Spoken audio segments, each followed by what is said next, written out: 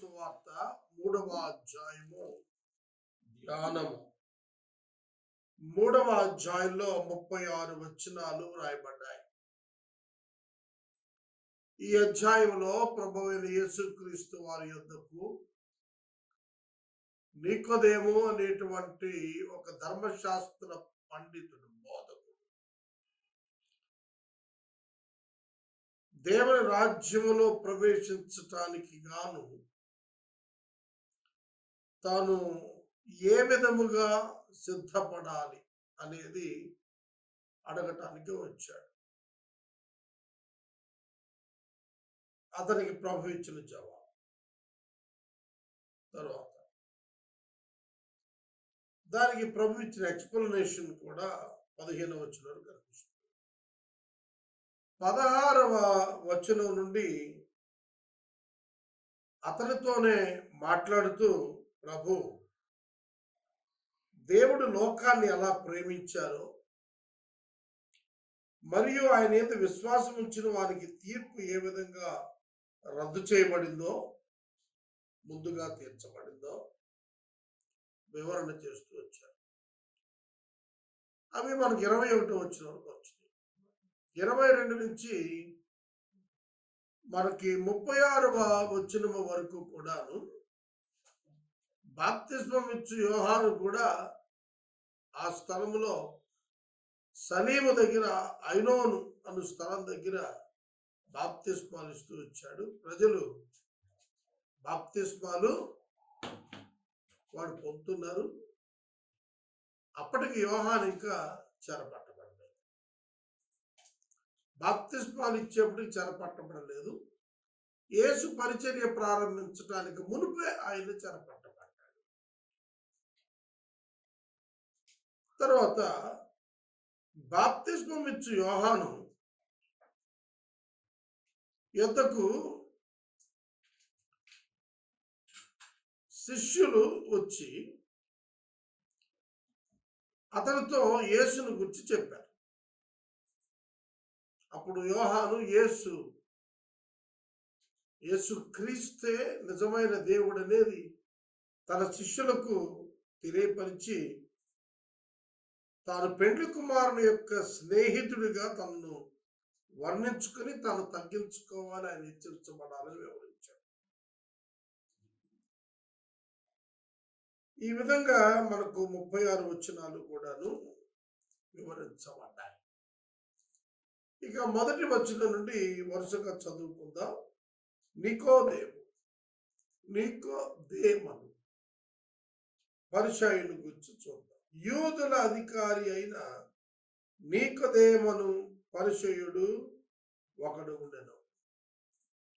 నికోదేము యేసుక్రీస్తు ప్రభువు మరణించినప్పుడు ఆయన యొక్క భౌతిక దేహాన్ని అరిమిత యోసేపుతో కలిసి సమాధి చేయటం కొరకు 150 సేరుల ఎత్తు అగరు బోళము తీసుకుని వచ్చినటువంటి వాడితడే. అయితే ప్రారంభములో అతడు రహస్యంగా వచ్చాడు ప్రభు దగ్గరికి. రాత్రిపూట వచ్చాడు. పరిసయ్యుడు, ధర్మశాస్త్ర బోధకుడు, పండితుడు అయినప్పటికీ కూడా ప్రభువు చేస్తున్న అద్భుతాలను చూచి ప్రభువుతో మాట్లాడాలని వచ్చాడు. రాత్రి యందు ఆయన యొద్దకు వచ్చాడు. బోధకుడా, నీవు దేవుని యొద్ద నుండి వచ్చిన బోధకుడు అని మేమెరుగుదును. నేనెరుగుదును కాదు, ధర్మశాస్త్రాన్ని ఆ దినాల్లో బోధిస్తున్న బోధకులైన వారందరికీ కూడా యేసు దేవుని యొద్ద నుండి బయలుదేరి వచ్చాడని తెలుసట. ఎలా తెలుసంటే, రుజువు ఏమిటంటే, దేవుడు అతనికి తోడై ఉంటేనే గాని నీవు చేయించిన సూచక క్రియలను ఎవడను చేయలేడని ఆయనతో చెప్పాడు. అర్థమైందా? పరిసయ్యులకు యేసు పరలోకము నుండి దేవుని చేత పంపబడిన వాడని సూటిగా తెలుసని ఇక్కడ ఒక రుజువు మనకు దొరుకుతాం. పరిసయ్యులు శాస్త్రులే కదా యేసును ఈ సేవా పరిచర్య కాలం తృణీకరించి, వ్యతిరేకించి, ధిక్కరించి, శోధించి చూశారు. వాళ్ళకు తెలుసు. వారు కేవలం అసూయ చేతనే తప్ప మరొకటి కాదు. గ్రహింపు లేని గుడ్డివారయ్యారు. ఇక్కడ పరిశీలలో ఒక్కడైన, ధర్మశాస్త్రోపదేశకుల్లో ఒక్కడైన నీకోదేమో యేసుతో మాట్లాడుతున్నప్పుడు ఒప్పుకుంటున్నాడు, నీవు దేవుని యొద్ద నుండి వచ్చావని మేమందరం తెలుసుకుని ఉన్నామంటాడు. అందుకు యేసు అతనితో, ఒకడు క్రొత్తగా జన్మించితేనే కాదు అతడు దేవుని రాజ్యం చూడలేడని నీతో నిశ్చయంగా చెబుతున్నాడు. నేను దేవుని యొద్ద నుండి రావటం విశేషం కాదు, ముఖ్యం కాదు. మీరు దేవుని యొద్దకు రావటం ముఖ్యం. పరలోకములో ఉన్న దేవుని యొద్ద నుండి నేను భూమి మీదకు రావటం ముఖ్యం కాదు. మీరు భూమి మీద నుండి పరలోకములో ఉన్న దేవుని యొద్దకు రావాలి. దాని కొరకు ఏం చేయాలో చెబుతాను. నేను అద్భుతాలు చేసినందున మీరు నన్ను గుర్తించారు, నేను దేవుని యొద్ద నుంచి వచ్చానని. కానీ మీలో ఒక అద్భుతం జరగాలి. అది జరిగితేనే భూమి మీద ఉన్న మీరు పరలోకానికి వస్తారు. అదేమిటంటే క్రొత్తగా జన్మించాలి. ఈ టర్మ్ అంతకుముందు ప్రవక్తలు కానీ ధర్మశాస్త్రోపదేశకులు కానీ వినియోగించిన పదజాలం కాదు. ఇది క్రొత్తగా జన్మించుట అనే పదం యోహాను కూడా వాడలేదు. మారు మనసు విషయమై నీటి బాప్తిస్మం ఇచ్చాడు తప్ప, బాప్తిస్మం ఇచ్చి యోహాను క్రొత్తగా జన్మించాలనేటువంటి మాట అతడు వాడలేదు, ప్రవక్తలు వాడలేదు. యేసు వాడాడు, అందుకే అతనికి అర్థం కాదు. ఆయనే పామరుడు కాదు, పండితుడు. నికోదేము పండితుడు, బోధకుడు. ఈ టెర్మినాలజీ కొత్తగా ఉంది అతనికి. యేసు బోధ అతనికి కొత్త అనిపించింది. క్రొత్తగా జన్మించటం అంటే నికోదేముకు అర్థం కాక అడిగాడు, ముసలివాడైన మనుషుడు ఎలాగూ జన్మించగలడు? యేసుక్రీస్తు ప్రభు కొత్తగా జన్మించటం అంటే పునర్జన్మ గురించి మాట్లాడటం లేదు. అయితే నికోదేము పునర్జన్మ లాంటి ఒక సిద్ధాంతాన్ని అతడును మాట్లాడటం లేదు. అతడు అడుగుతుంది ఏమిటంటే, ముసలివాడైపోయిన వాడు తల్లి గర్భంలో ఎలా వెళతాడు? మళ్ళా ఒకడు తల్లి గర్భంలోకి తిరిగి ఎట్లా వెళ్ళగలుగుతాడు? మనం తల్లి గర్భంలో ఉన్నప్పుడు చిన్న బిడ్డలంగా ఉంటాం. 1700 kilograms to 3.5 kilograms maximum. ఇక అంతకంటే తల్లి బేరు చేయాలి. అంతటి చిన్న పిండంగా ఉన్నప్పుడు వెళ్ళటం సాధ్యమేమో కానీ అన్నట్లుగా తన అమాయకత్వాన్ని వ్యక్తం చేశాడు. రెండవ వారు తల్లి గర్భమందు ప్రవేశించి జన్మించగలడా అని ఆయనను అడిగాడు. తల్లి గర్భంలోకి మళ్ళీ తిరిగి ఎట్లా వెళ్తాడని అడిగాడు. అందుకు యేసు అన్నాడు, ఒకడు నీటి మూలముగాను ఆత్మ మూలముగాను జన్మించితేనే గాని దేవుని రాజ్యములో ప్రవేశింపలేడని నీతో నిశ్చయంగా చెబుతున్నాను. ఈ ఒక్క పదము అర్థమైతే సువార్త అర్థమైపోతుంది. తిరిగి జన్మించటం, క్రొత్తగా జన్మించటం అంటే ఏమిటి? అసలు దేవుని ఉద్దేశం మనుషులు దానిని పునర్జన్మగా మార్చారు. అంటే చనిపోయి మరలా వేరొక రూపంలో పుట్టటం అనుకున్నారు. అది కాదు. ఒకడు నీటి మూలముగా జన్మించుట అంటే ఫిజికల్ బర్త్. యోహాను తన యొక్క మొదటి పత్రికలో చాలా స్పష్టముగా తెలియచేసినది ఏమిటంటే, యేసుక్రీస్తు ప్రభువారు నీటి మూలముగా వచ్చిన వివరణ ఇచ్చాడు. మొదటి యోహాను పత్రిక 5వ అధ్యాయము 6వ వచనము, నీళ్ల ద్వారాను రక్తము ద్వారాను వచ్చిన వాడు ఈయనే, అనగా యేసుక్రీస్తే.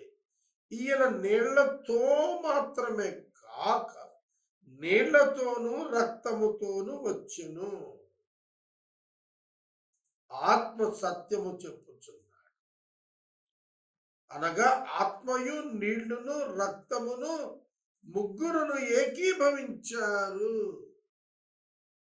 మానవుని శరీరంలో ప్రాణము, ఆత్మ, శరీరము ఉన్నవి.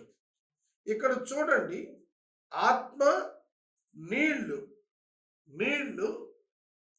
శరీరము, రక్తము, ప్రాణము. ఆత్మ, శరీరం, ప్రాణం. ఆత్మ, నీళ్లు, శరీరం, రక్తం, ప్రాణం. కనుక ఈ మూడు కలిగిన ట్రైకాటమీగా యేసుక్రీస్తు ప్రభు ఫిజికల్ బాడీతో ఈ లోకానికి వచ్చాడు. అందుకే అంటున్నాడు, నీటితో జన్మించుట అనగా ఫిజికల్ బర్త్. 2 ఆత్మ మూలముగా జన్మించడం. ఎఫెసీ 2:1 మీరు అపరాధముల చేతను పాపముల చేతను చచ్చిన వారై ఉండగా క్రీస్తు మిమ్మలను తనతో కూడా బ్రతికించెను అని రాసు.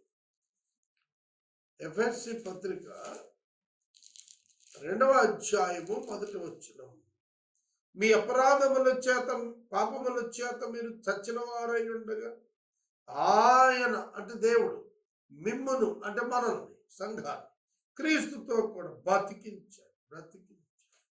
అంటే ఆత్మ మూలముగా జన్మించుట అనగా చచ్చిన అనగా ఇన్ఎఫెక్టివ్నెస్, నిశ్చల స్థితిలో, చచ్చిన స్థితిలో, కదలని స్థితిలో, నిర్జీవ స్థితిలో ఉన్న మానవ ఆత్మ రీయాక్టివేట్ చేయబడుతుంది with the power of the Holy Spirit. పరిశుద్ధాత్ముడు మానవ ఆత్మను తిరిగి దేవుని ఆత్మతో అనుసంధానం చేసినప్పుడు తిరిగి జన్మించిన అనుభవం అంటారు. అంటే when the human spirit contacted with the divine spirit, Holy Spirit, and becoming into activity to sense God, దేవుని ఎరుగునట్లు, దేవునికి స్పందించున్నట్లు, దేవుని తెలుసుకున్నట్లు, దేవునికి లోబడినట్లు తిరిగి యాక్టివేషన్ లోనికి హ్యూమన్ స్పిరిట్ డివైన్ స్పిరిట్ యొక్క పవర్ ద్వారా రావటం ఉందే, దట్స్ కాల్డ్, అది ఆత్మ మూలముగా జన్మించడం. దాన్నే మనం సాల్వేషన్ అంటాం. రక్షించబడుట అనగా చచ్చిన ఆత్మ అనగా నిర్జీవమైన ఆత్మ అనగా దేవునికి దూరమైన ఆత్మ పరిశుద్ధాత్మ చేత దేవునితో అనుసంధానం చేయబడుతుంది. Life less spirit will become the spirit full of life. ఇది అర్థం. కనుక ఒకడికి అర్థం కావాలంటే, ఒకడు పరలోకం వెళ్ళాలంటే భూమి మీద నరుడిగా జన్మించాలి, ఆ తర్వాత ఆత్మలో తిరిగి జన్మించాలి. అప్పుడు దేవుని రాజ్యంలో ప్రవేశిస్తాడు. శరీరము మూలముగా జన్మించినది శరీరము. సింపుల్ గా చెప్పాడు. నీటి ద్వారా అంటే ఏమిటంట? శరీరము మూలముగా జన్మించడం. ఆత్మ మూలముగా జన్మించినది ఆత్మ. పరిశుద్ధాత్మ దేవుని ద్వారా తిరిగి లైఫ్ లోకి తీసుకురాబడింది ఆత్మ, హ్యూమన్ స్పిరిట్. అర్థమైందా? శరీరము ద్వారా జన్మించినది శరీరము, ఆత్మ ద్వారా జన్మించినది ఆత్మ. కనుక శరీరం ద్వారా జన్మించిన ప్రతివాడు ఆత్మలో చచ్చిన వానిగా పుడుతున్నాడు. ఆదామునందు పాపము అందరినీ ఏలెను, మరణమంతరికి సంప్రాప్తమాయను. అనగా ఆదాము యొక్క పాపము వలన ఆదాము యొక్క గర్భమునందున్న మనమును దేవునితో సెపరేట్ అయిపోయాము. That was the condition of death. అదే మనము మరణించుట అని చెప్పుకోవాలి. తల్లిదండ్రులు సంపర్కం వల్ల తల్లి గర్భంలో పిండముగా ఏర్పడిన మనము శరీరాన్ని పొందాము, కానీ ఆత్మలో దేవునితో సంబంధం లేని వారుగానే పుడుతున్నాము. అది ఆత్మలో చచ్చిన స్థితి అంటే. కనుక ప్రతి ఒక్క వ్యక్తి, భౌతికంగా పుట్టిన ప్రతి మానవుడు మరల తిరిగి ఆత్మలో బ్రతకాలి. ఆత్మ యందు బ్రతకాలి, సజీవుడు కావాలి. మీరు క్రొత్తగా జన్మించాలని నేను చెప్పినందుకు ఆశ్చర్యపడద్దు. ప్రభు ఏమన్నారు? మీరు క్రొత్తగా జన్మినందుకు ఆశ్చర్యపడకండి. యేసు యొక్క బోధ క్రొత్తగా ఉంది, వాళ్ళకి ఆశ్చర్యంగా కూడా ఉంది, అర్థం కాకుండా ఉంది, ఇప్పటికీ అర్థం కాకుండా ఉంది. అప్పుడు కాదు, ఇప్పటికి. ఒక PhD డిగ్రీ హోల్డర్ని తీసుకున్నాడు. క్రొత్తగా జన్మించడానికి గురించి ఒక ఆర్డినరీ పామరుడైన పాస్టర్ మాట్లాడుతున్న PhD వాడికి అర్థం కాదు. It's a separate teaching and the doctrine of Christ and the Bible. Bible యొక్క, క్రీస్తు యొక్క సిద్ధాంతం అది. అందుకనే అది భౌతిక విద్యావంతులకు అర్థం కాదు. అర్థమైందా?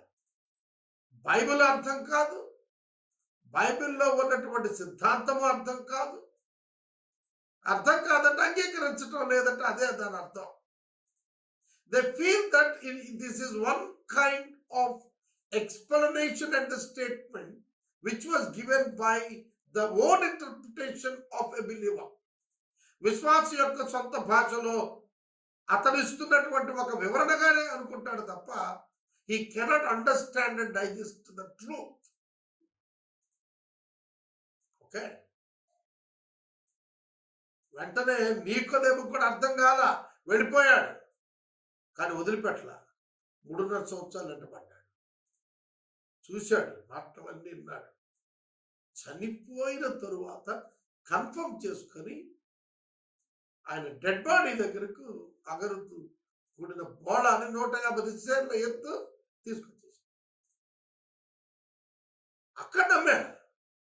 సిలువ చూసి నమ్మాడు. యేసుక్రీస్తు ప్రభువుని నమ్మటానికి సిలువ ఆధారం. The love of God manifested on the cross. Please understand. The love of God manifested on the cross. And the deity of Christ proved on the cross. తెలుసునా? అందుకే సిలువ మీద దొంగ మారాడు, సిలువ వేసిన శతాధిపతి మారాడు. అప్పటి వరకు అంగీకరించినటువంటి నీకోదేము మారాడు, అనేక మంది మారిపోయారు. Cross is the answer for the question of spirituality. ఇది మనకు అర్థమైతే ధన్యులమే. గాలి తనకిష్టమైన చోటకు విసురును, నీవు దాని శబ్దము విందువే గాని అది ఎక్కడ నుండి వచ్చునో ఎక్కడికి పోవడో నీకు తెలియదు. ఆత్మమూలముగా జన్మించిన ప్రతివాడును అలాగే ఉన్నాడు అనును. అంటే human I cannot understand, access, recognize the activity of the spirit of man. గాలి తనకి ఇష్టమైన చోటుకి వెళ్తుంది. అది ఎక్కడి నుంచి వస్తుందో, ఎక్కడికి పోతుందో ఎలా తెలియదో. ఆత్మతో జన్మించిన వాడు అలాగే ఉంటాడు. మీకు అర్థం కాదు, మీరు అంచనా వేయలేరు, మీరు తెలుసుకోలేరు. రక్షించబడిన వాడు under the control of the Holy Spirit. అతడు పయనిస్తాడు, జీవిస్తాడు, నడిపించబడతాడు. Nobody can disown him.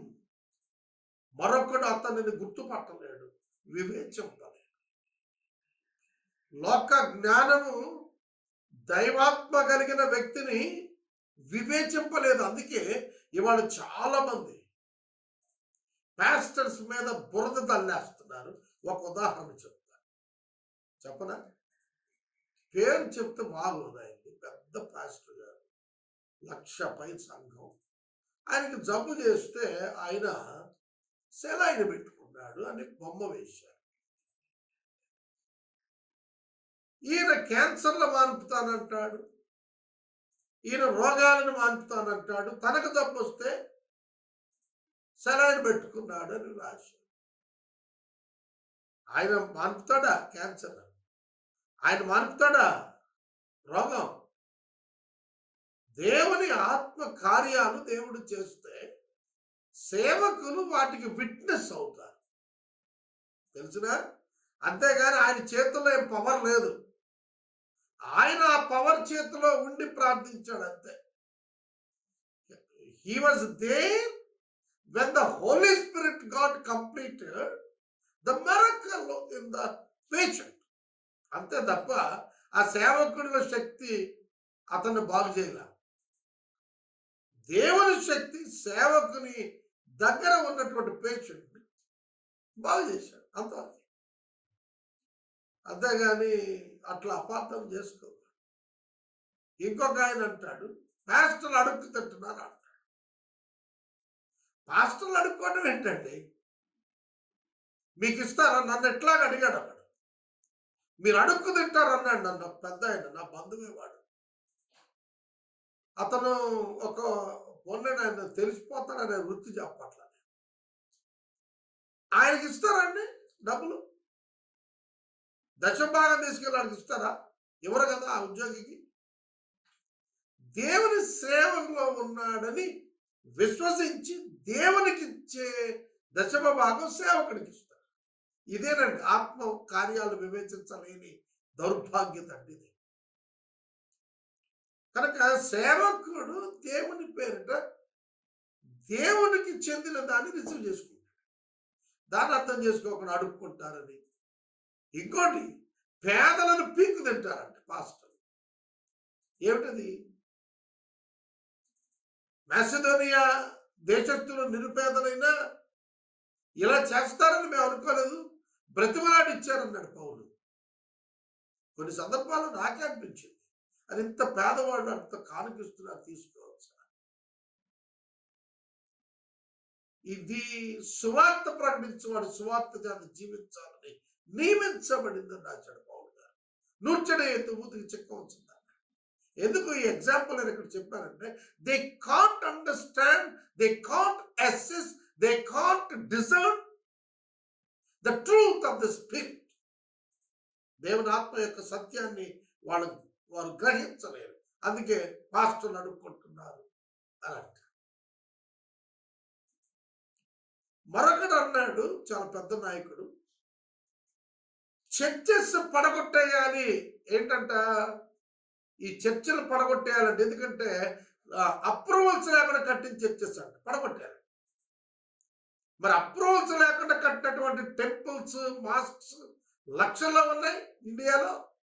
మరి ఆ పెద్ద మనిషి పడగొట్టమంటే అర్థం కాదు. అరే బాబు, మేము చర్చలు కట్టడానికి రాలేదు, చర్చ్ ఆఫ్ జీసస్ క్రైస్ట్, దేవుని సంఘాన్ని కట్టడానికి మేము పనిచేస్తున్నామని ఎవడైనా ఒక పాస్టర్ మాట్లాడుతున్నాడే? వాడ ఎవడు మాట్లాడుతున్నాడు? That is sad part. కానీ చర్చ్ బిల్డింగ్లు పడగొట్టొచ్చేమో. ఆ రోజున యెరూషలేము దేవాలయమే పడగొట్టేశారు. ఇవాళ మనం కట్టుకునే ట్యాచ్డ్ హౌసెస్ పడగొట్టడం పెద్ద ఇష్యూ కాదు. అర్థమవుతుందా? నేను మనవి చేస్తున్నాను. ఎక్కడి నుంచి మొదలు పెట్టాను నేను? దీనికి ఆశ్చర్యపడద్దు. సేవకుని యొక్క విధానము, దేవుని బిడ్డ యొక్క విధానము లోకానికి అర్థం కాదు. అననీయ సప్పేరకు అర్థం కాలేదు. ఎందుకు? ఆస్తులు అమ్మి అక్కడ అపోస్తుల పాదాల దగ్గర పెడుతున్నారు. మీరు చెప్పండి. ఒక పొలిటికల్ పార్టీ ప్రెసిడెంట్ దగ్గరికి 3,000 మంది ఆస్తులు అమ్మి మూటలు కట్టి తెచ్చి పెడితే వద్దని వెళ్ళిపోతాడా? వెళ్ళడే. అపోస్తలుడైన పేతురు వద్దన్నాడు. He never touch that. అంగీతో పై వస్త్రంతో బతికాడు. ఆయన నీడ పడితే స్వస్థత పొందారని వాక్యం చెబుతారు. అనేకులు ఆయన వీధిలో నడుస్తుంటే మంచాలు తెచ్చి వీధులు పెట్టుకున్నారంట, నీడబడుద్దేమో అని. యేసు ఉమ్మ మూస్తే పుట్టుకుంటాడు చూస్తాం. ఒక ఎథీస్ట్ అంటాడు, ఇవన్నీ పురాణాలండి, అయిపోయాయి, అబద్ధాలు, పుట్టలు, బేస్లెస్, కొట్టిమారేశాడు. ఇప్పుడు అసలు గాడ్డే లేడు అన్నాడు ఆయన. నాయన గాడ్ లేకపోవటం ఏమిట్రా?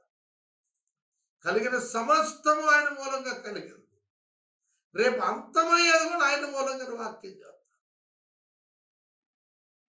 కనుక అవిశ్వాసము చేత వారు దేవుని కనుగొనలేకపోతున్నారు. దీనికి ఆశ్చర్యపడకండి. ఆత్మ మూలముగా పుట్టిన వాడిని ప్రకృతి సంబంధి అయిన మనుషుడు అంచనా వేయలేడు. అందుకు నికోదేము అడిగాడు, ఈ సంగతులు ఎలా సాధ్యాలు అని అడిగాడు. అందుకేసి నీవు ఇశ్రాయేలుకు బోధకుడివై ఉండి వీటిని ఎరగవా? మేము ఎరిగిన సంగతే చెబుతున్నాం, చూచిన దానికే సాక్ష్యం ఇస్తున్నాం. మా సాక్ష్యం మీరు అంగీకరింపరని నీతో నిశ్చయంగా చెబుతున్నాను. భూ సంబంధమైన సంగతులు నేను నీతో చెప్తే మీరు నమ్మకపోయినప్పుడు పరలోక సంబంధమైన మీకు చెప్తే ఎలా నమ్ముతారు? భూ సంబంధమైన సంగతులే మీకు అర్థం కావట్లేదు. ఎర్త్లీ ఎగ్జాంపుల్స్ మీకు అర్థం కావట్లేదు. పరలోకపు విషయాలను భూ సంబంధమైన ఉపమానాల చేత చెబుతుంటేనే మీరు గ్రాస్ప్ చేయలేకపోతున్నారు. ఇక పరలోకపు సంగతులు మీకు ఎట్లా అర్థం అవుతాయి? ఇది ఎట్లా సాధ్యం? ఈ సంగతులు ఎట్లా సాధ్యం? దేవుని ద్వారా సాధ్యం. ఆయన అడుగుతుంది మనుషులకు ఎట్లా సాధ్యం అని. ఎందుకంటే బలులకు జంతువులను తెస్తారు, ప్రథమార్పణలు తెస్తారు, దశంభాగాలు తెస్తారు. అవే చూశారు వాళ్ళు తప్ప ఆత్మదేవుడు విశ్వాసులో కలిగించే పెనుమార్పులను వాళ్ళు ఎక్స్పీరియన్స్ చేయలేరు. అందుకే వాళ్ళకి తెలియదు. ఇప్పటి పాస్టర్స్ రక్షించబడి దైవ సేవలో ఆత్మపూర్ణులై నడుస్తున్న వాళ్ళకి ఈ చందాలు, కానుకలు, భౌతిక అర్పణలు, మీటింగ్ ఏర్పాట్లు వీటిని ఎన్నడూ కూడా కన్సిడరేషన్లో తీసుకోరు. The work of the Holy Spirit in the believers and the edification of the church వరకే తీసుకుంటారు. అందుకే నా church members less than 5 or 10, 30 years every Sunday worship చేస్తారు. తెలుసునా? వేల మందికి బోధించగలిగిన సామర్థ్యం ఉన్న నేను 5గురితో, 10 మందితో, 2తో, ఒక్కడితో కలిసి ఆరాధన చేస్తున్నాను ఆఫ్టర్ 32 years. ఎందుకంటే I know the work of the lord and the edification of the church. నాకు తెలుసు. అందుకే చందా పెట్టేపు ఆధారపడి అన్నట్టు జీవించాలి. ధనముపై ఆధారపడి జీవించాలి. ఎన్నడూ చింతపడలేదు అవసరతల కొరకు. ఎన్నడూ భయపడలేదు మానవీయ శక్తులకు. తెలుసు? ఎన్నడూ అనుమానపడలేదు దేవుని యొక్క ప్రొవిజన్ పైన. ఇవి ఎలా సాధ్యం? I don't know. దేవునికి సమస్తం సాధ్యం. అబ్రహామా, నేను సర్వశక్తి గల దేవుడును, నాకు అసాధ్యమైనది ఏదైనా ఉందా? నిందారహితుడుగా వెళ్ళిపోమన్నాడు. నిందారహితుడుగా నన్ను వెంబడించాడు. కాబట్టి real believer doesn't depend upon the money or the power లోక సంబంధమైన శక్తి or the influence of the earthly people. భౌతిక ప్రపంచ భక్తుల ఇన్ఫ్లుయెన్స్ తో బ్రతకడం.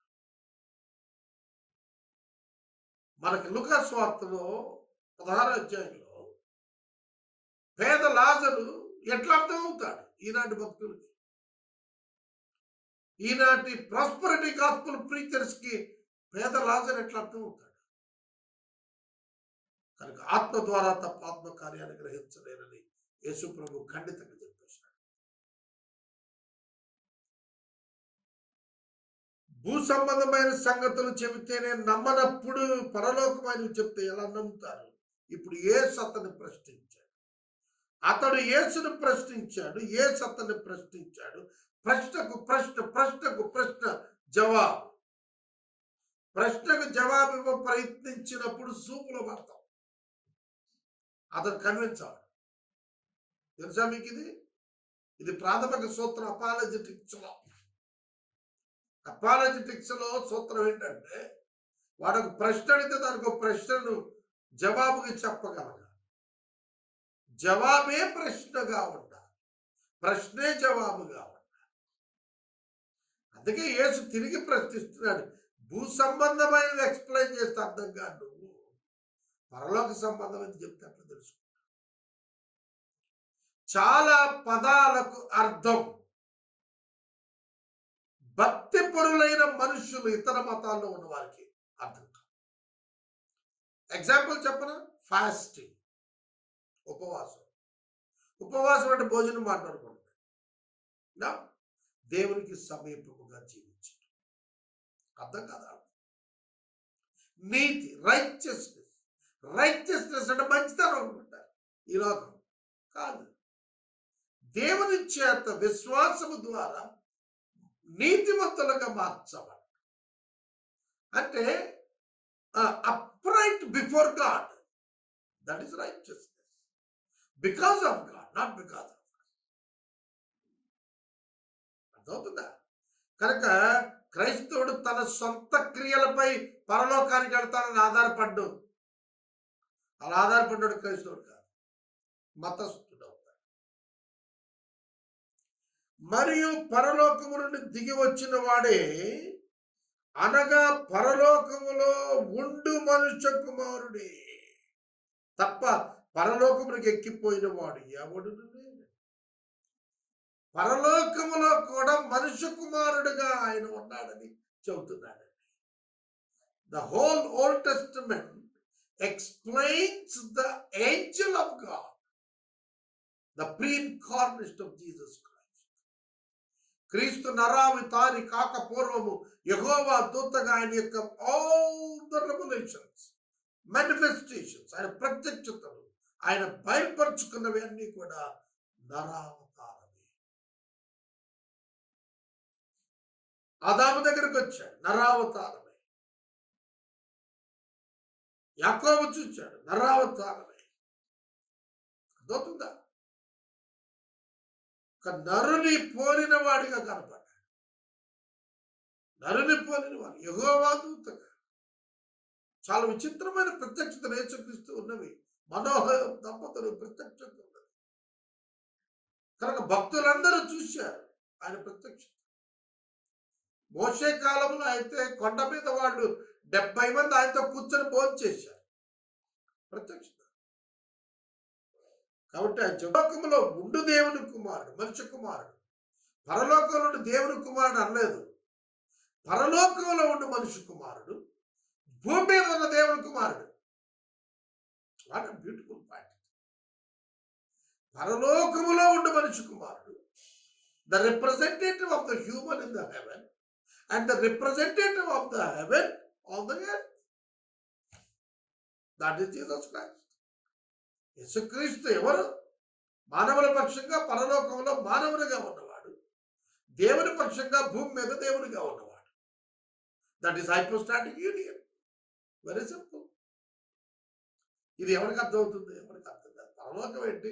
పరలోకంలో మనిషి కుమారుడు ఏంటి? భూమి మీద దేవుని కుమారుడు. పరలోకంలో మనుషుని వల్ల జీవించు.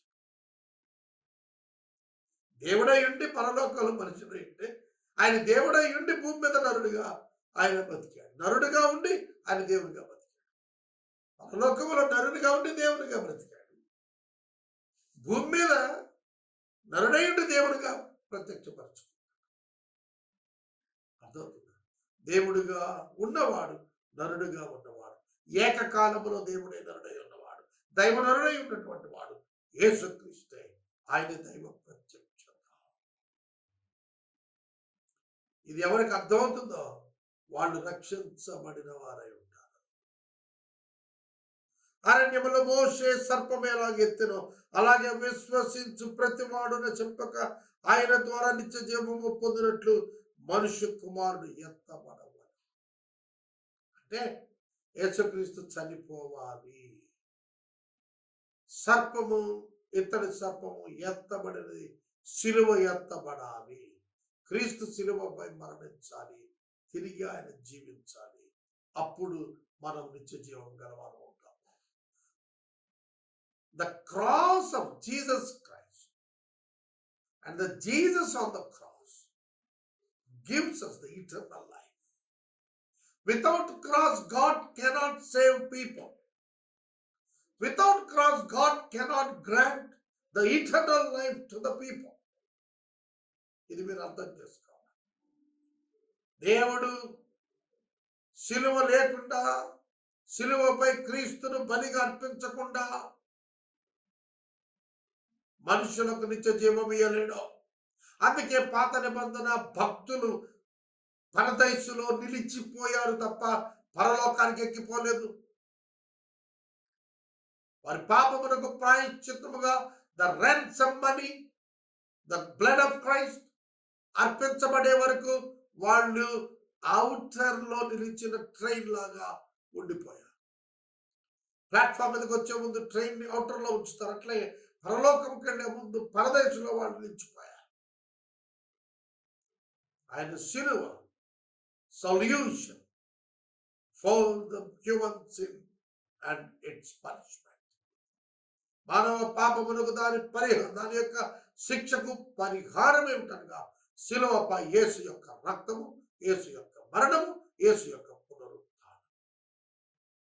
The death and the resurrection of Jesus Christ on the cross itself saves the people. This is the message Jesus taught to Nicodemus. నికోదేముకు యేసు చెప్పిన సందేశం ఇదే. The cross is the answer. Because of the cross, the Spirit of God changes the people, gives the life to the people. ప్రజలకు జీవాన్ని పరిశుద్ధాత్మ ఇవ్వటానికి కారణం యేసు యొక్క శిలువ. ఇక్కడికి 15 వచనాలు అయ్యాయి. 16వ వచనం నుంచి ధ్యానం చేద్దాం.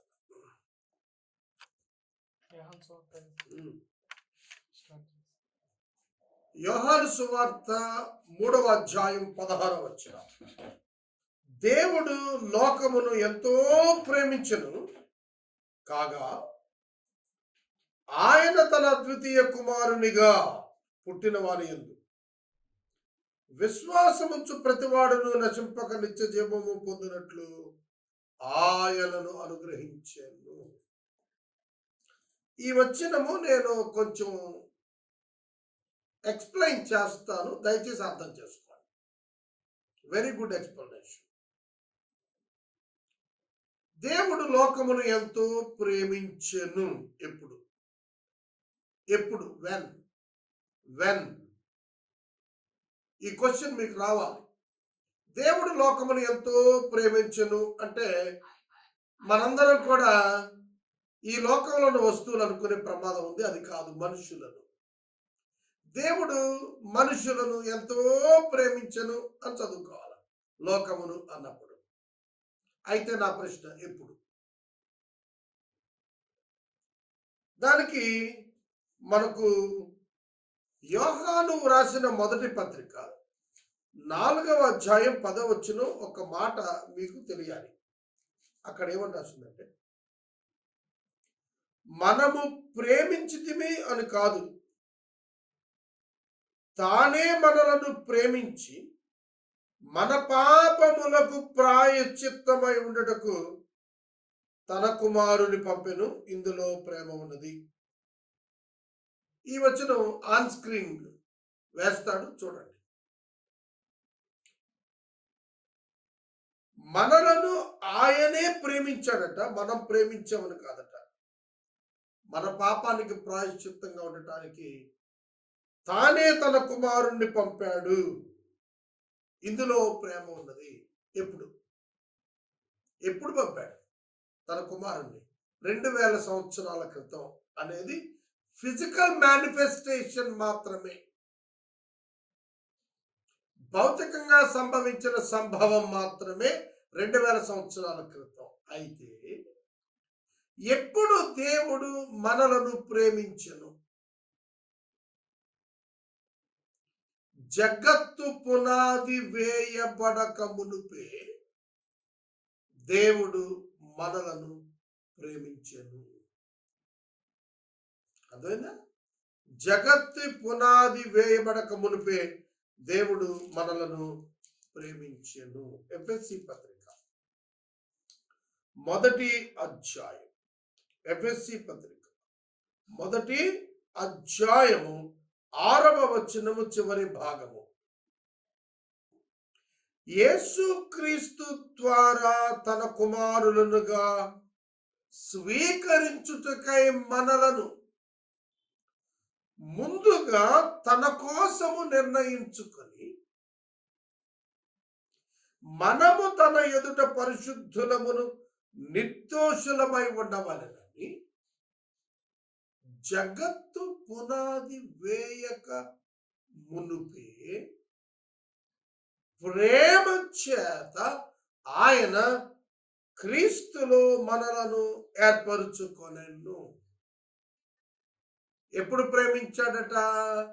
జగత్తు పునాది వేయబడక మునుపు మనలను ప్రేమించి, మనము పాపము చేస్తామని తెలిసిన దేవుడు, సర్వజ్ఞానములో భవిష్యత్ జ్ఞానములో మన పాపమును గురించి ఎరిగిన దేవుడు, సృష్టిని చేయక మునుపు, జగత్తుకు పునాది వేయక మునుపు ఆ దేవుడు అప్పుడే మనలను ప్రేమించి మనల్ని ఏర్పాటు చేసుకున్నాడు. దేవుడు లోకమును ఎంతో ప్రేమించును అన్నప్పుడు ఎప్పుడు? జగత్తు పునాది వేయక మునుపు. జగత్తుకే పునాది లేనప్పుడు మానవుడు ఉనికి ఎక్కడ? దేవునిలో. In the mind of God and in the heart of God. దేవుని హృదయములో మానవుని ఉనికి. దేవుడు మానవుని నిర్మించక మునుపే దేవుడు మానవుని పాపమును గురించి ఎరిగినటువంటి వాడై, మానవుని యొక్క రక్షణ కొరకైన ఆలోచన కలిగిన వాడై, వారిని ప్రేమించి రక్షించుటకు ఏర్పాటు చేసుకున్నాడు. The plan of salvation is prior than the plan of creation. That is the biblical mystery in the Bible. బైబిల్లో ఉన్న ఈ గొప్ప మర్మం ఏమిటంటే, దేవుడు మానవుని నిర్మాణమున కొరకైన ప్రణాళిక కంటే కూడా ముందుగా మానవుని రక్షణ కొరకైన ప్రణాళిక ముందు చేశాడు. మానవుని రక్షణ కొరకైన ప్రణాళిక ముగించిన తర్వాతే మానవుని యొక్క నిర్మాణమును గురించిన ప్రణాళిక చేశాడు. ఏకకాలములో ఆయన సమస్తం ఎరిగిన వాడు. నీలాగా నాలాగా భూతకాలం, వర్తమాన కాలం, భవిష్యత్ కాలాలు దేవునికి వర్తించవు. ఆయన ఇటర్నిటీలో థింక్ చేస్తాడు. నిత్యత్వములో ఉన్న దేవునికి భూత, వర్తమాన, భవిష్యత్ కాలములు లేవు. కాలమంతా ఏకమై ఉన్నట్లుగా ఉన్నది ఆయనకి. కాబట్టి నిత్యత్వంలో ఆయన ఆలోచన కాలము, ఆయన మనం అనుకునేటువంటి మేనిఫెస్టేషన్ కాలము కూడా ఆయనకి ఏకకాలంగానే ఉన్నాయి. అందుకే ఆది ఆయనే, అంతమును గురించి కూడా ఆయనే మాట్లాడాడు. అంటే ఈ సృష్టికి ఆరంభమున కంటే ముందున్నవాడు, ఈ సృష్టి యొక్క అంతమునకు కూడా ఉన్నటువంటి వాడు అన్నప్పుడు ఆయన ప్రణాళికలో ఆది తెలుసు, అంతము తెలుసు. మేనిఫెస్టేషన్ ఆఫ్ ఎండింగ్ ఇంకా మనకు రాకపోయినా ఆయనకు అది తెలుసు. అందుకే ఆయన దేవుడు, ఆయన మర్మముతో కూడిన వాడు. విశ్వసించాలి ఆయన్ని, ఆయన అర్థం అవుతాడు. దేవుడు లోకమును ప్రేమించను, మనుషులను ప్రేమించను. ఎప్పుడు? జగత్తు పునాది వేయబడక మునుపు, మానవ నిర్మాణం జరగక మునుపు ప్రేమించి అప్పుడే ప్రణాళిక చేసెను. పరిశుద్ధులు నిర్దోషులుగా ఉండాలని అప్పుడే ప్రణాళిక చేశాడు. అదే విషయాన్ని యోహాను చెబుతున్నాడు. తన అద్వితీయ కుమారునిగా పుట్టిన యేసుక్రీస్తునందు విశ్వాసముంచు ప్రతివాడు నశింపక నిత్య జీవం పొందాలనే యేసుక్రీస్తును అనుగ్రహించాడు. యేసుక్రీస్తును అనుగ్రహించాడు. పరిశుద్ధ లేఖనాలు ఏమని చెప్తున్నాయో తెలుసునా? రోమాపత్రిక 8వ అధ్యాయం 31వ వచనములు అంటాడు, ఇట్లుండగా ఏమందుము? దేవుడు మన పక్షమున ఉండగా మనకు విరోధి ఎవడు?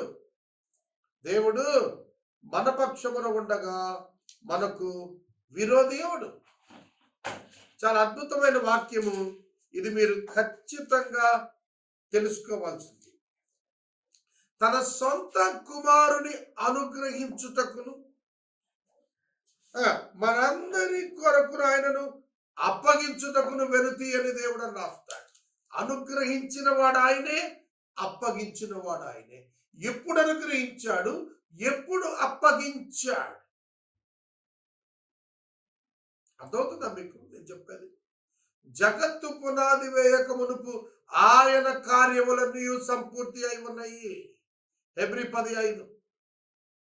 ఆయన కార్యములు సంపూర్తి అయి ఉన్నాయి అన్నప్పుడే ఆయనను అనుగ్రహించుట, ఆయనను అప్పగించుట కూడా అప్పుడే సంభవించింది. But the manifestation is, physical manifestation is 2000 years ago. అయితే దేవుని యందైతే సమస్తము సంపూర్ణమైపోయాయి. ఆయన ప్రారంభించడానికి ముందే, ప్రణాళిక ప్రకారమైనటువంటి జగత్తును ప్రారంభించడానికి ముందే, జగత్తు యొక్క అంతము, దాని అనంతరం వచ్చే నూతన భూమి, నూతన ఆకాశంలోకి వచ్చిన ప్రణాళికను కూడా ఆయన ముందే సిద్ధం చేసుకున్నాడు. మనకైతే అది ప్రణాళిక, ఆయనకైతే కంప్లీట్నెస్, సంపూర్ణంగా అలాగే జరుగుతుంది. His plan executed. ఆ ప్రణాళిక ఇప్పుడు నెరవేరుతూ వస్తుంది. కనుక మన కొరకు అనుగ్రహించిన దేవుడు, అప్పగించిన వాడు కూడా ఆయనే. కనుక యేసుక్రీస్తు ద్వారా మనము రక్షణ పొందుట కొరకు, యేసుక్రీస్తు ప్రభువు ద్వారా మనము నిత్య జీవము పొందుట కొరకు దేవుడు మనలను ఏర్పాటు చేసుకున్నాడు. ఆయనను మనం అంగీకరిస్తామని ఆయన భవిష్యత్ జ్ఞానములో ఎరిగినటువంటి వాడై జగత్తు పునాదికి పూర్వమే మనలను క్రీస్తునందు ఏర్పాటు చేసుకున్నాడు. 17వ వచనం, లోకము తన కుమారుని ద్వారా రక్షణ పొందుటకే గాని లోకమునకు తీర్పు తీర్చుటకు దేవుడు ఆయనను లోకములోనికి పంపలేదు. యేసుక్రీస్తు ప్రభువు వారి యొక్క మొదటి రాకడ లోకము రక్షించబడుట కొరకే కాని తీర్పు తీర్చబడుటకు కాదు. దాని అర్థం ఏంటంటే, యేసుక్రీస్తు ప్రభువు ద్వారా దేవుడు లోకమునకు తీర్పు తీర్చడి మరొక దినమును దేవుడే ఏర్పాటు చేశాడని లేఖనం మనకు జ్ఞాపకం చేస్తుంది.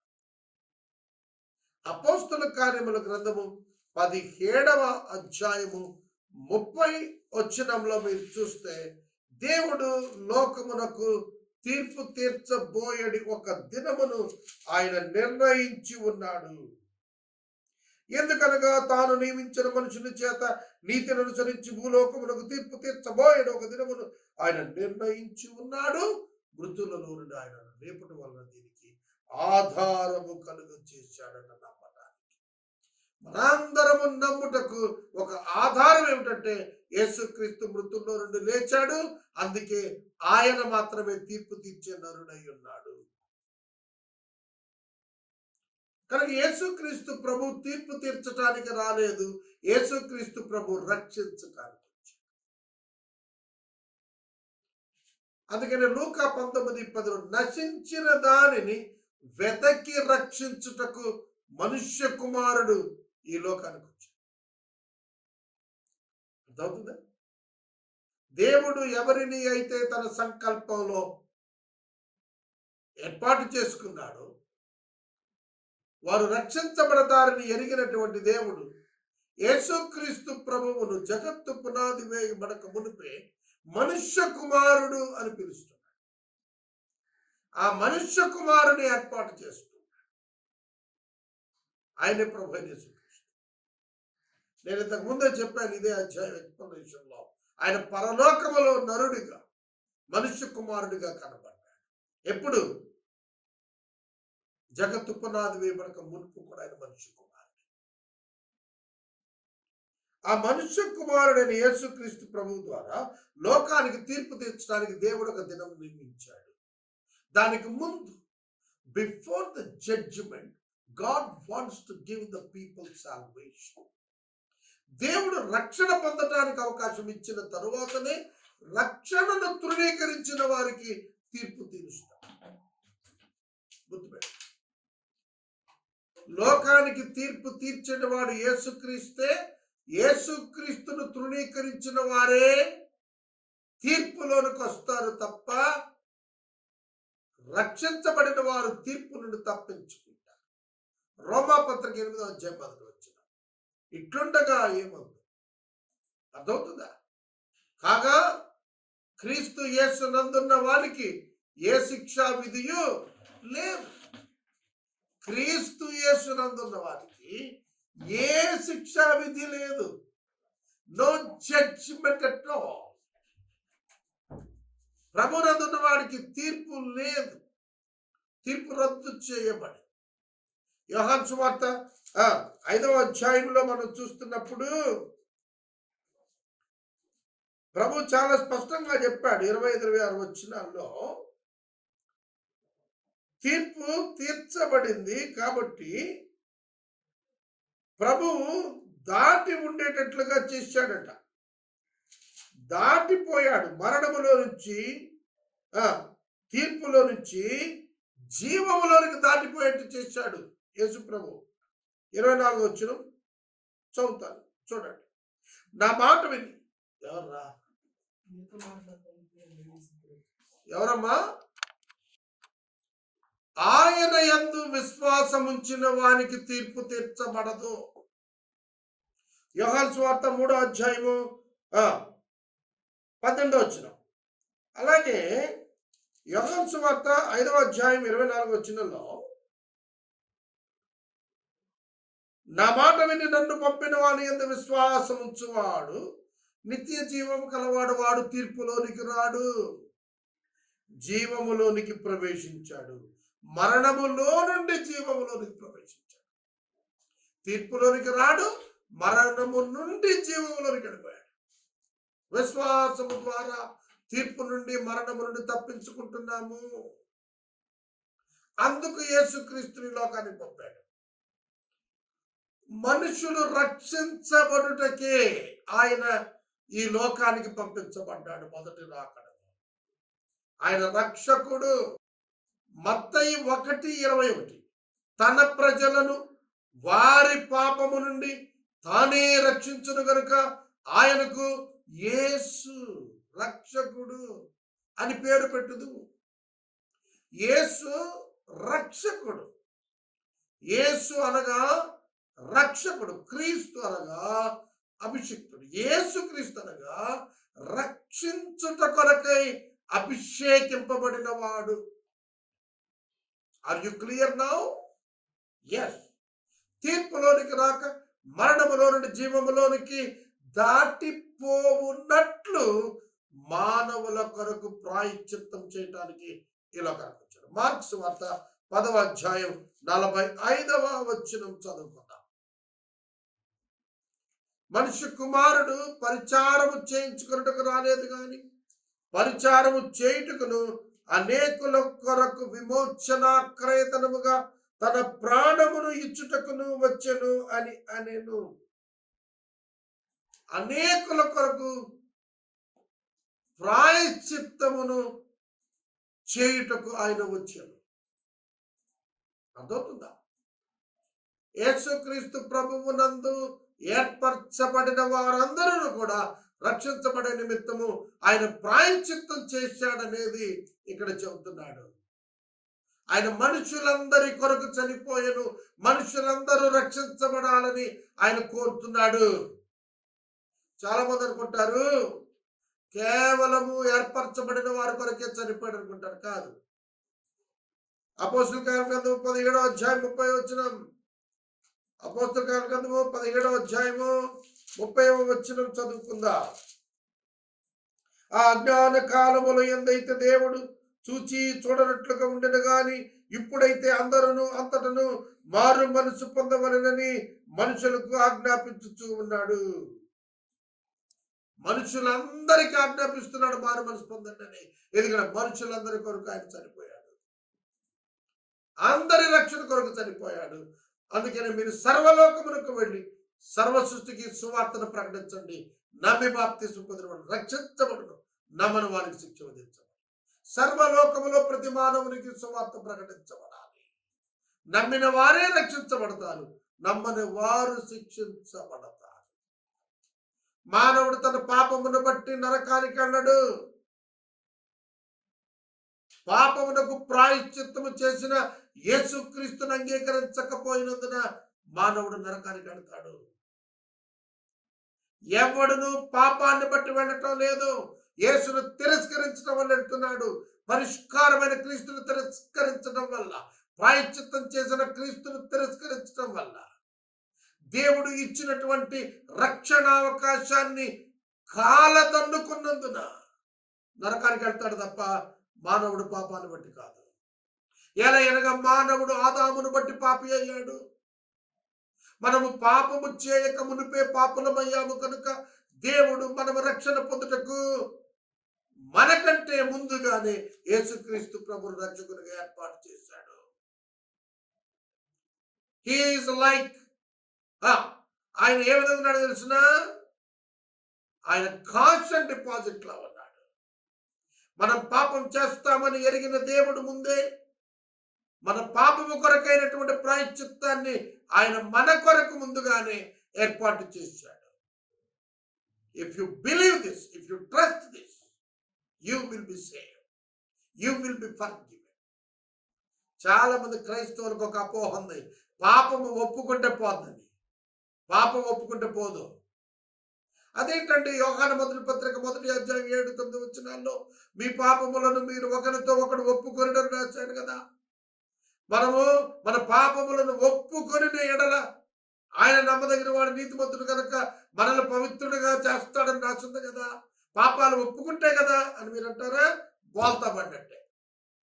ఏ వచనం దేనికి ఎప్పుడు ఎక్కడ అప్లై అవుతుందో తెలుసుకోవాలి.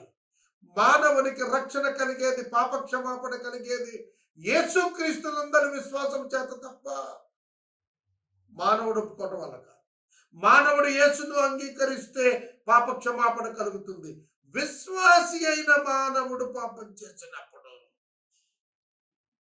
దేవుని యొద్ద పాపాన్ని ఒప్పుకుంటాడు.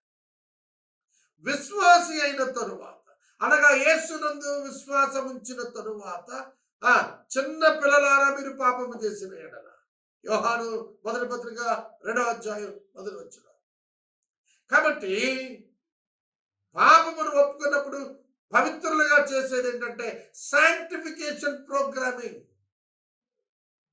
Not to the relationship but to the already in relationship. అప్పటికే రక్షణలో ఉన్నందున, అప్పటికే దేవుడితో సంబంధం అయినందున పాపము చేసిన ఎడల దేవుని యొద్దకు చెప్పుకోవాలి, విడిచిపెట్టాలి. అది చెప్తున్నాడు. అర్థమవుతుందా?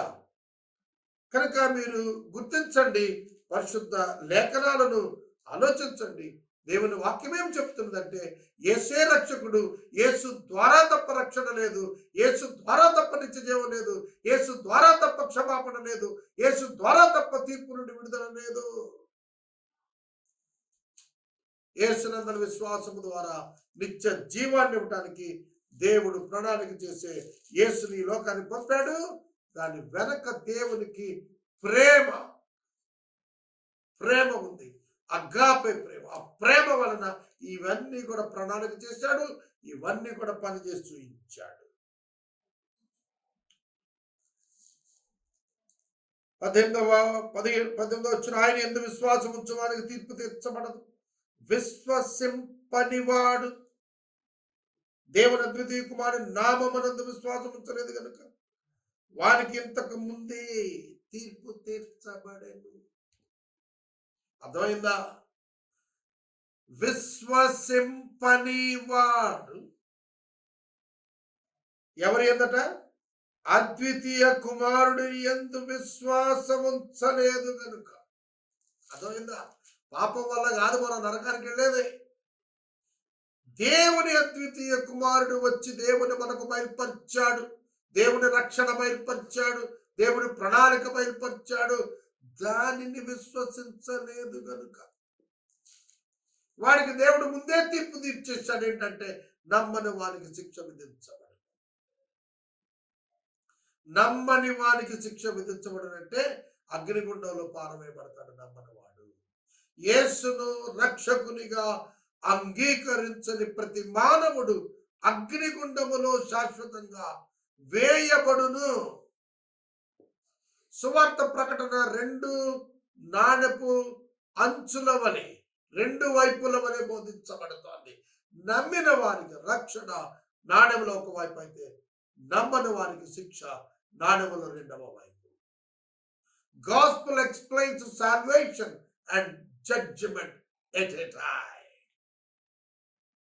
దీన్ని మీరు మర్చిపోకూడదు. రక్షణకు కారణము దేవుని కుమారుని యందు విశ్వాసం, తీర్పుకు కారణము దేవుని కుమారుని యందు విశ్వాసం ఉంచకపోవటం. కనుక ఆదాము పాపాన్ని బట్టి మనందరం పాపులమయ్యాము. ఇప్పుడు మనందరం పాపం చేస్తున్నాం కాబట్టి నరకానికి వెళ్తున్నాం కాదు. మన పాపముల కొరకు యేసుక్రీస్తు ప్రాయశ్చిత్తం చేశాడు. ఇక మనము మన పాపము కొరకు శిక్షించబడాల్సిన అవసరం లేదు. ఆయన అంగీకరించకపోయినందున మనం శిక్షించబడతామే తప్ప పాపాన్ని బట్టి కాదు. అర్థమవుతుందా? అసలు పాపము అనే డెఫినిషనే మారిపోయింది యేసుక్రీస్తు ప్రభు శిలువ తర్వాత.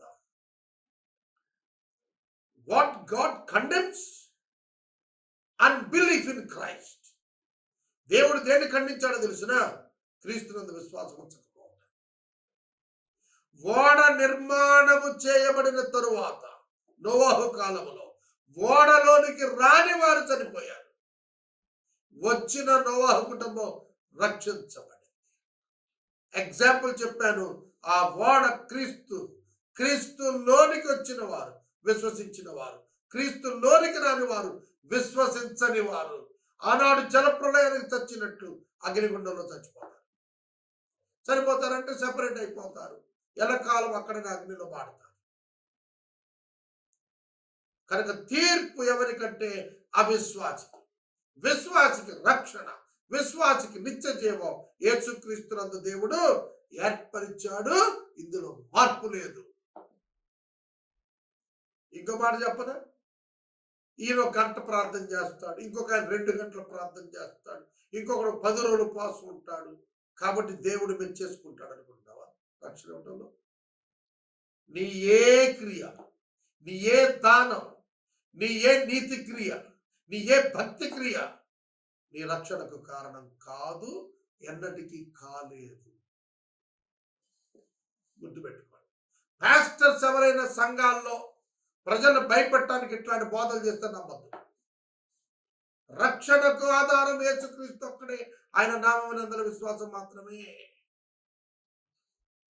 నీ చందాలు కాదు, నీ ఉపవాస ప్రార్థన కాదు, నీ భక్తి మార్గాలు కాదు, ఆఖరికి నీ సువార్త ప్రకటన కూడా కాదు, ఆఖరికి నీ ప్రసంగం కూడా కాదు. నీ ప్రసంగం నిన్ను రక్షించుద్ది అనుకోబాకు. ప్రసంగానికి రెమ్యునరేషన్ ఉంది, శాలరీ ఉంది ప్రభు దగ్గర. ఆయన పేరిట పని చేస్తే జీతం ఉంది తప్ప నిన్ను బట్టి నీ క్రియలను బట్టి పరలోకం ఇవ్వడు. అవి దేవుని ఎదుట, ఆయన నీతి ఎదుట సరిపడ. చాలా స్ట్రాంగ్ గా చెప్తున్నారు, అర్థం చేసుకో. 19వ వచనం ఏమిటట? తీర్పు తీర్చబడింది. ఆ తీర్పు ఇదే: వెలుగు లోకములోనికి వచ్చెను. యేసుక్రీస్తు ఈ లోకములోనికి వచ్చెను గాని తమ క్రియలు చెడ్డవైనందున మనుషులు వెలుగును ప్రేమించక చీకటిని ప్రేమించారు. కారణం ఏంటో తెలుసా? మనుషులు యేసును అంగీకరించకపోవటానికి కారణం, దే లవ్ ద సిన్. వారు పాపాన్ని ప్రేమించారు. They love the sin. అదే చీకటిని ప్రేమించారంటే అర్థం ఏంటంటే పాపాన్ని ప్రేమించారు. వెలుగును ప్రేమించలేదంటే అర్థం ఏంటంటే సత్యాన్ని ప్రేమించలేదు, అసత్యాన్ని ప్రేమించారు. అందుకే వారికి తీర్పు తీర్చబడింది. దుష్కార్యము చేయు ప్రతివాడు వెలుగును ద్వేషిస్తాడు. గుర్తుపెట్టుకోండి. యేసుక్రీస్తును ఎవరో తెలుసా తృణీకరించేది? తన క్రియలు మార్చుకొనక కొనసాగువాడు.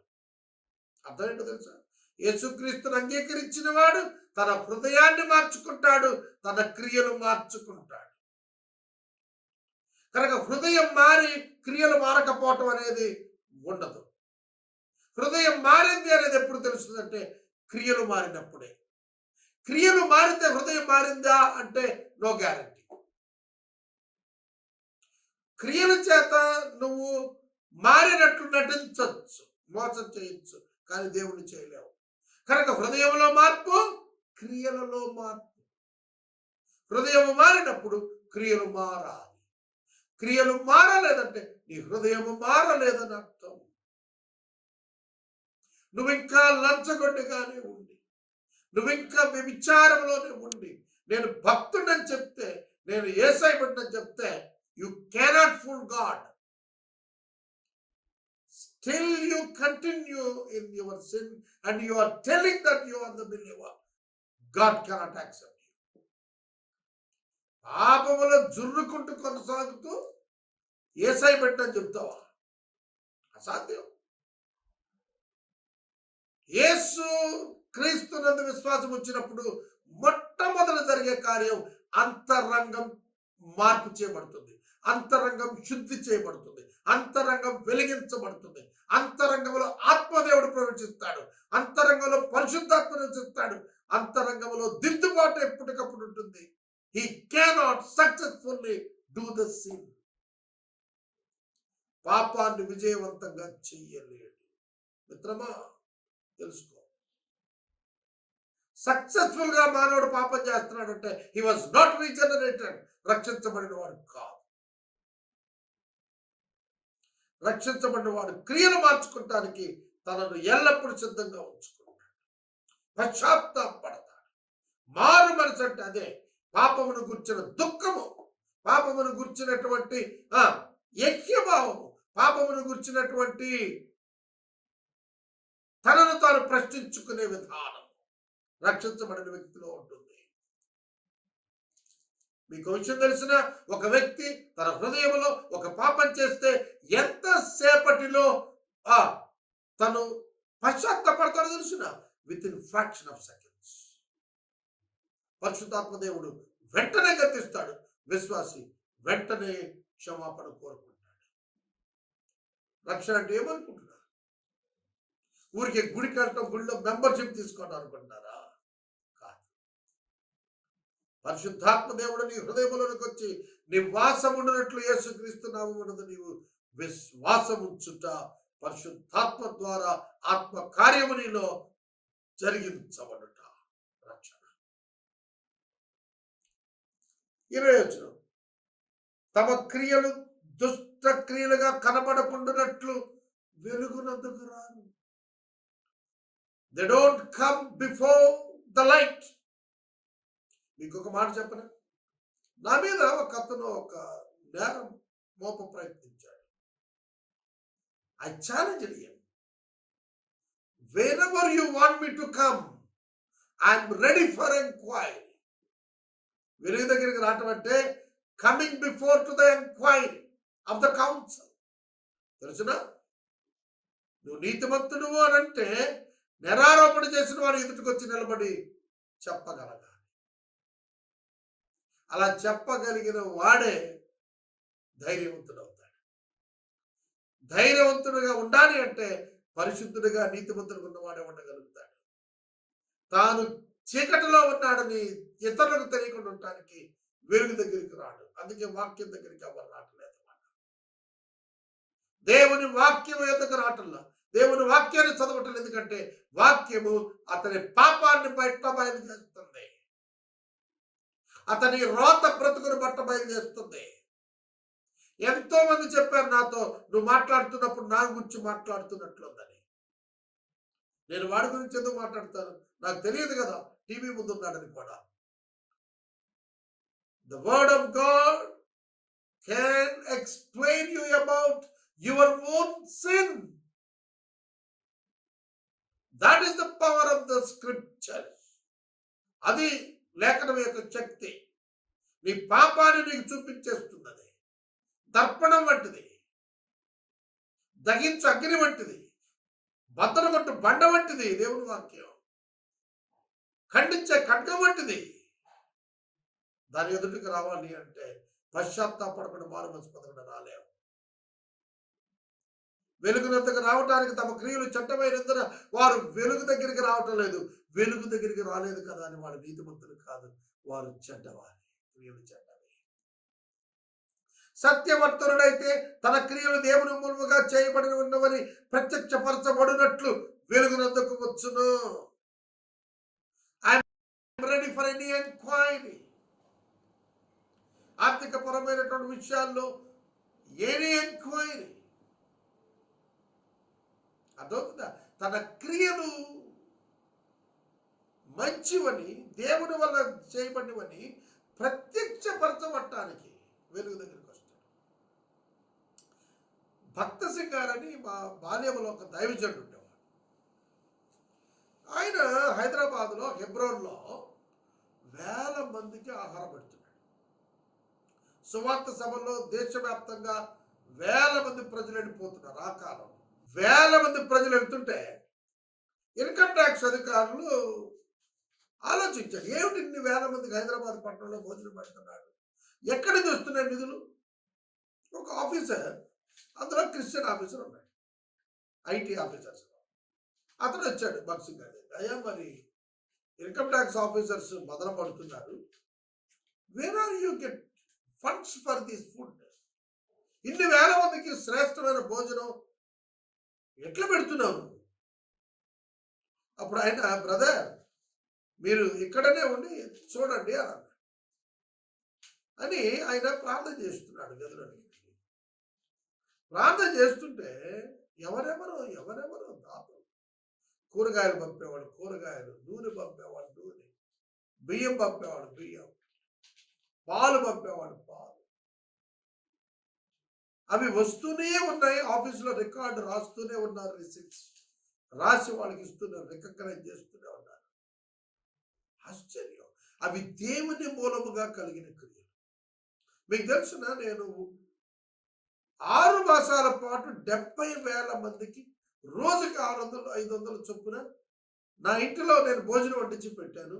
Without having single MP in my hands. నా చేతుల్లో రూపాయి లేకుండా 6 మాసాల్లో 70,000 మందికి భోజనం పెట్టగలిగాను. ఎవరో వచ్చేవారు, కందిపప్పు ఇచ్చేవాడు, కూరగాయలు ఇచ్చేవాడు, నువ్వులు ఇచ్చేవాళ్ళు, ఆ రోజు ఖర్చు ఇచ్చేవాళ్ళు. రేపటికుండేది కాదు. ఒక్కొక్కసారి చెప్పనా, మొదటి బియ్యపు బస్తా ఉడికే వరకు రెండవ బియ్యపు బస్తా లేని రోజులు కూడా ఉన్నవి. మొదట కూర ఉడికినాక సాంబారు పెట్టడానికి కూడా లేని రోజులు ఉన్నవి. దేవుని మూలముగా జరిగిన క్రియలు. ఏంటంటే భయం. అందుకని వెలుగు దగ్గరకు వస్తాడు. He can come before any council. దొంగడు రాడు, పారిపోతాడు. డబ్బు తిన్నవాడికి ధైర్యం ఉండదు, వ్యభిచారులు ఉన్నవాడికి ధైర్యం ఉండదు, అక్రమంలో ఉన్న వాడికి ధైర్యం ఉండదు, పారిపోతాడు. దేవుని బిడ్డలు ధైర్యంగా ఉంటారు, ఎందుకంటే పాపం చేయరు. దేవుని బిడ్డ రక్షించబడిన వాడు పరిశుద్ధాత్మ చేత నిండి ఉంటాడు, పాపము చేయడు, ధైర్యంగా ఉంటాడు. ఇక్కడ మనం 21వ వచనం వరకు వచ్చాము. 22 నుండి 30 వచనాల వరకు ధ్యానం చేద్దాం. 22వ వచనము చూస్తే, అటు తర్వాత యేసు తన శిష్యులతో కూడా యూదయా దేశానికి వచ్చాడు. అక్కడ వారితో కాలం గడుపుచు బాప్తిస్మం ఇస్తున్నాడు. యేసు ప్రభు మినిస్ట్రీ 3.5 years. 3.5 years లో కాలము గడుపుచు. ప్లీజ్ నోట్ దిస్ వర్డ్, కాలము గడుపుచు. ఎప్పుడైనా సరే కాలము గడుపుచు అనే పదం మనం ఆలోచిస్తే, ఒకటి పని లేక అని అర్థం, రెండవది దేని కొరకో ఎదురు చూస్తున్నాడు అని అర్థం. అంటే ఆయన మినిస్ట్రీలో every day, every moment and every visit and every miracle, every teaching designed by God, not by him. కనుక ఆయన ఏ పని ఎప్పుడు చేయాలి, ఎక్కడ చేయాలి, ఎంతకాలం ఉండాలి, ఎట్లా మూవ్ అవ్వాలి, ఎక్కడ ఆగాలి, ఎక్కడ రెసిడెన్స్ ఉండాలి, ఎక్కడ ట్రావెల్ చేయాలి, ఎవ్రీథింగ్ డిజైన్. ఆయన యూదయా దేశానికి వచ్చెను. ఇక్కడ ఒక సందేశం మనకున్నది, అదేమిటంటే, wear ever God designs about you to stay or to travel or to work, you must obey. నీ ఇష్టం వచ్చినట్టు పరుగులెత్తకూడదు, నీ ఇష్టం వచ్చిన చోట ఉండకూడదు, నీ ఇష్టం వచ్చిన పనులు చేయకూడదు. God has a great plan for you. యేసు ఎలా కాలాన్ని గడుపుచు దేవుడు తనకిచ్చిన పని కొరకు బాప్తిస్మాలు ఇస్తూ ఉన్నాడో, దేవుడిచ్చిన పని, దేవుడిచ్చిన స్థలం, దేవుడిచ్చిన సమయం. యూదయా స్థలం, పని, బాప్తిస్మాలు, కాలం వెళ్ళబుచ్చుతున్నాడు. Time, place and people and walk.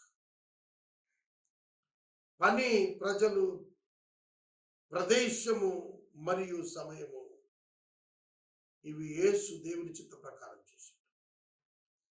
ఇదే సమయంలో సలీమ దగ్గర ఉన్న ఐలోను అనే స్థలంలో నీళ్లు విస్తారంగా ఉన్నాయి కాబట్టి యోహాను అక్కడ బాప్తిసాలు ఇస్తున్నాడు. జనులు వచ్చి బాప్తిస్మాలు పొందుతున్నారు. యోహాను అప్పటికి ఇంకా చెరసాలలో వేయబడలేదు. యేసు క్రీస్తు ప్రభు వారి బాప్తిస్మం తరువాత యేసు క్రీస్తు ప్రభు వారు తన పబ్లిక్ మినిస్ట్రీలో ఎంటర్ అవటానికి, సువార్త ప్రకటన ప్రారంభించడానికి మధ్యలోనే ఆయన బాప్తిస్మాలు ఇస్తున్నట్టుగా కనబడుతుంది. శుద్ధీకరణ ఆచారమును గురించి యోహాను శిష్యులకు ఒక యూదునితో వివాదం పుట్టింది కనుక వారు యోహాను దగ్గరికి వచ్చి, బోధకుడా, ఎవడు యోర్దానుకు అవతల నీతో కూడా ఉండెనో, నీవెవరి గురించి సాక్ష్యం ఇచ్చితివో, ఇదిగో ఆయన బాప్తిస్మం ఇస్తున్నాడు, అందరూ ఆయన దగ్గరికి వచ్చేస్తున్నారని చెప్పాడు. అందుకే యోహాను అన్నాడు, పరలోకము నుండి అనుగ్రహించబడితేనే కానీ ఎవడు ఏమి పొందనేరడు. చూడండి, నీ చేత బాప్తిస్మం పొందిన వాడు ఇప్పుడు బాప్తిస్మాలు ఇస్తున్నాడు అని అంటే, యోహాను అన్న మాట ఏంటో తెలుసా? పరలోకము నుండి పొందితేనే తప్ప ఎవడు ఏమి చేయలేడు. ఇవాళ సేవకులు అలాంటి భావన కలిగి ఉన్నారా? నిన్ను పిలిచిన మీటింగ్కే వేరొకరిని పిలిస్తే, నువ్వు సేవ చేసే ప్రాంతంలో వేరొకడు కొత్తగా సేవకు వస్తే, నీవు చేస్తున్న పరిచర్య వంటి పరిచర్య ఇంకొకడు ప్రారంభిస్తే, నీ సంస్థ లాంటి సంస్థ ఇంకొకడు ప్రారంభిస్తే, నువ్వు చేస్తున్న సోషల్ వర్క్ లాంటి సోషల్ వర్క్ ఇంకొకటి స్టార్ట్ చేస్తే, పరలోకము నుండి ఇవ్వబడితేనే తప్ప ఎవరు ఏం పొందలేరు అనే మెచ్యూరిటీలోకి ఈనాటి సేవకులు వచ్చారా? అది ప్రశ్న. చూడండి, యేసుక్రీస్తు ప్రభువు యొక్క అపోస్తలులు సువార్త ప్రకటిస్తుంటే ఆపటానికి యూదులు ప్రయత్నిస్తుంటే గమలీయేలు చెప్తాడు, అయ్యలారా మీరు వారిని గురించి డిస్టర్బ్ అవ్వకండి, అది దేవుని వలన కలిగినదా మీరు ఆపలేరు, దేవుని వలన కలగలేదా వాళ్ళు కొనసాగించలేరు. మెచ్యూరిటీ అంటారు దీన్ని, పరిపక్వత. దేవుని వల్ల కలిగిందా అది ఆగదు, మనుషులు ఆపలేరు. దేవుని వల్ల కలగలేదా అది కొనసాగదు, మనుషులు కొనసాగింపలేరు. ఆ పరిపక్వత ఉండాలి సేవలో ఉన్నవారికి. నేనే క్రీస్తును కాననియు ఆయన కంటే ముందుగా పంపబడిన వాడిని అనియో చెప్పినట్లు మీరే నాకు సాక్షులు. పెండ్లి కుమార్తె గలవాడు పెండ్లి కుమారుడు అయితే నిలవబడి పెండ్లి కుమారుని స్వరం వినడి స్నేహితుడు ఆ పెండ్లి కుమారుని స్వరం విని మిక్కిలి సంతోషిస్తాడు. ఈ నా సంతోషం పరిపూర్ణమైంది, ఆయన హెచ్చించబడాలి, నేను తగ్గించబడాలి. జాన్ ద బాప్టిస్ట్ యేసు ప్రభు బాప్తిసాలు ఇస్తున్నాడు అన్నప్పుడు పెండ్లి కుమారుడు పెండ్లి కుమార్తె అని యేసును సంఘాన్ని గురించి మాట్లాడుతూ తనను స్నేహితునిగా వర్ణించుకున్నాడు. తాను పెండ్లి కుమారుని స్వరం విని సంతోషించే స్నేహితుడు లాంటి కాబట్టి ఇప్పుడు యేసు చేస్తున్న పనికి నేను సంతోషిస్తాను, ఆయన హెచ్చించబడాలి, నేను తగ్గించబడాలి అన్నాడు. ఎవరుడు? తమ్ముడు జీవన్ కుమార్ ఏపీపీఎఫ్ పెట్టాడు. నేను చాలా స్టేట్ వైడ్ ప్రోగ్రామ్స్ చేసినవాడు. ఆయనతో నేను మాట్లాడుతూ చెప్పాను, నీవు నాకంటే గొప్ప కార్యములు సాధించవానిగా నువ్వు సిద్ధం అవ్వాలి. మేము వయసు రీత్యా దిగిపోతున్న సూర్యుడు లాంటి వాడు, నీవు వయసు రీత్యా పైకి వస్తున్న సూర్యుడు లాంటి వాడు. కనుక నీ యొక్క మినిస్ట్రీలోకి నువ్వు రావటాన్ని బట్టి నిన్ను అభినందిస్తూ నిన్ను ఆశీర్వదిస్తున్నా, నువ్వు కొనసాగాలి అని చెప్పాను. అర్థం చేసుకోండి, ఐ డోంట్ ఫీల్ కాంపిటీషన్. ఎన్నడూ కూడా మనం కాంపిటీషన్ ఫీల్ కాకూడదు. మనకంటే గొప్ప కార్యాలు మన వెనక వచ్చేవాళ్ళు చేయాలని, మనకంటే వాడు గొప్పవాడుగా ఉండాలని ఆనందించడం ఉందే, that is maturity. That is maturity. కనుక ప్రియమైన దేవుని బిడ్డలారా, పరిచర్యలో ఉన్నవారు ఇటువంటి మనసు కలిగి ఉండాలి. ఇక 31వ వచనం నుండి, పైనుండి వచ్చువాడు అందరికీ పైన ఉన్నవాడు, భూమి నుండి వచ్చువాడు భూ సంబంధమైన సంగతుల గురించి మాట్లాడతాడు. పరలోకం నుండి వచ్చేవాడు అందరికీ పైగా ఉండి తాను కన్నవాడిని గురించి విన్నవాడిని గురించి సాక్ష్యం ఇచ్చును. ఆయన సాక్ష్యాన్ని ఎవడు అంగీకరించడు. ఆయన సాక్ష్యం అంగీకరించిన వాడు దేవుడు సత్యవంతుడని మాటకు ముద్ర వేశాడు. ఏలయనగా దేవుడు తాను పంపిన వారికి కొలత లేకుండా ఆత్మను అనుగ్రహించును కనుక ఆయన దేవుని మాటలే పలుకుతాడు. పైనుండి వచ్చేవాడు అందరికీ పైన ఉన్నవాడు. ప్రభువుని గురించి మాట్లాడుతున్నాడు. ప్రభువే అందరికంటే పైన ఉన్నవాడు. యేసేమో బాప్తిస్మం ఇచ్చి యోహానుని గురించి మాట్లాడుతున్నప్పుడు స్త్రీలు కనిన నరులందరిలో గొప్పవాడంటే, ఈయనంటాడు పైనుండి వచ్చేవాడు అందరికంటే గొప్పవాడు, పైనున్నవాడు, గొప్పవాడు, ఆత్మగలవాడు. Great maturity in ministry. యోహానును యేసు కనపరుస్తుంటే యేసును యోహాను కనపరుస్తున్నాడు. ఇవాళ సేవకులుగా మనకు మెచ్యూరిటీ మైండ్ ఉందా? తండ్రి కుమారుని ప్రేమిస్తున్నాడు గనుక ఆయన చేతికి సమస్తం అప్పగించాడు. కుమారుని యందు విశ్వాసం ఉంచువాడు నిత్య జీవం గలవాడు. కుమారునికి విధేయుడు కాని వాడు జీవాన్ని చూడడు కానీ దేవుని ఉగ్రత వారి మీద నిలిచి ఉంటుంది.